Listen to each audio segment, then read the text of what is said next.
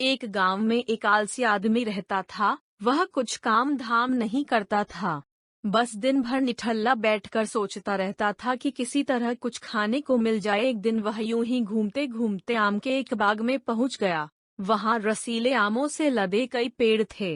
रसीले आम देख उसके मुंह में पानी आ गया और आम तोड़ने वह एक पेड़ पर चढ़ गया। लेकिन जैसे ही वह पेड़ पर चढ़ा, बाग का मालिक वहां आ पहुंचा। बाग के मालिक को देख आलसी आदमी डर गया और जैसे तैसे पेड़ से उतरकर वहां से भाग खड़ा हुआ। भागते भागते वह गांव के बाहर स्थित जंगल में जा पहुंचा। वह बुरी तरह से थक गया था, इसलिए एक पेड़ के नीचे बैठकर सुस्ताने लगा। तभी उसकी नजर एक लोमड़ी पर पड़ी। उस लोमड़ी की एक टांग टूटी हुई थी और वह लंगड़ा कर चल रही थी।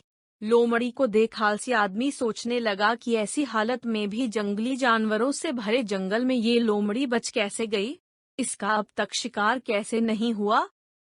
जिज्ञासा में वह एक पेड़ पर चढ़ गया और वहां बैठकर देखने लगा कि अब इस लोमड़ी के साथ आगे क्या होगा। कुछ ही पल बीते थे कि पूरा जंगल शेर की भयंकर दहाड़ से गूंज उठा, जिसे सुनकर सारे जानवर डरकर भागने लगे। लेकिन लोमड़ी अपनी टूटी टांग के साथ भाग नहीं सकती थी।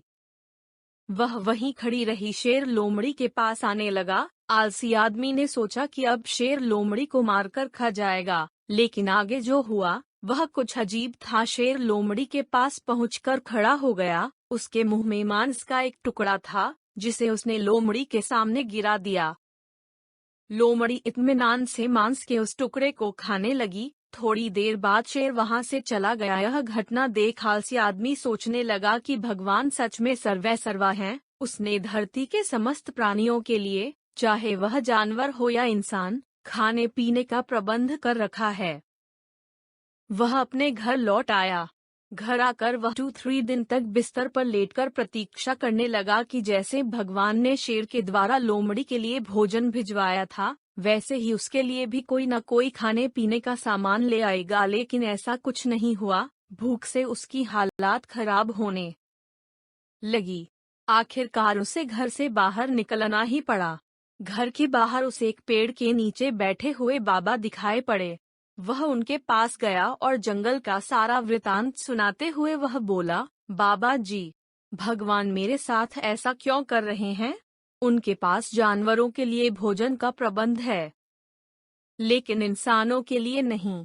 बाबा जी ने उत्तर दिया, बेटा, ऐसी बात नहीं है। भगवान के पास सारे प्रबंध है, दूसरों की तरह तुम्हारे लिए भी। लेकिन बात यह है कि वे तुम्हें लोमड़ी नहीं शेर बनाना चाहते हैं।